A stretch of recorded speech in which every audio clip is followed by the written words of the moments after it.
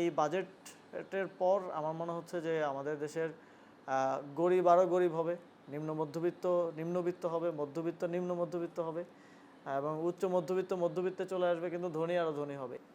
আমার মনে হয় এই বাজেট দেশের আর্থিক খাতের যে সংকট, সেই সংকটকে আরও ত্বরান্বিত করবে, আরও বাড়াবে। এই বাজেটের প্রাইমারিলি যদি আমরা দেখি, তাহলে যদি এক শব্দে ব্যাখ্যা করতে চাই, তাহলে বলতে হবে অতি উচ্চাভিলাষী একটা বাজেট। এবং এখানে রেকর্ড পরিমাণ, পার্সেন্টেজের ভিত্তিতে রেকর্ড পরিমাণ বাজেটে বরাদ্দ অতিরিক্ত রাখা হয়েছে।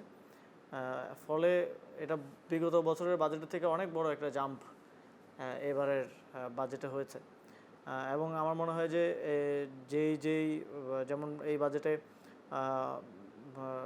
অর্থ সংগ্রহের যে লক্ষ্যমাত্রা ধরা হয়েছে, ভ্যাট ট্যাক্স সহ আরও বিভিন্ন আয়কর থেকে শুরু করে, সেই লক্ষ্যমাত্রাটাও অনেকটাই অবাস্তব এবং উচ্চাভিলাষী। যেটা মানে ওনারা যে লক্ষ্যমাত্রা নির্ধারণ করেছেন, এটা এর আগে কখনো বাংলাদেশে এত রাজস্ব সংগ্রহ করা সম্ভব হয় নাই কখনো। ফলে এই লক্ষ্যমাত্রা বাস্তবায়ন করতে না পারলে শেষ পর্যন্ত এই বাজেট কতটুকু বাস্তবায়ন করা সম্ভব হবে, এবং বর্তমানে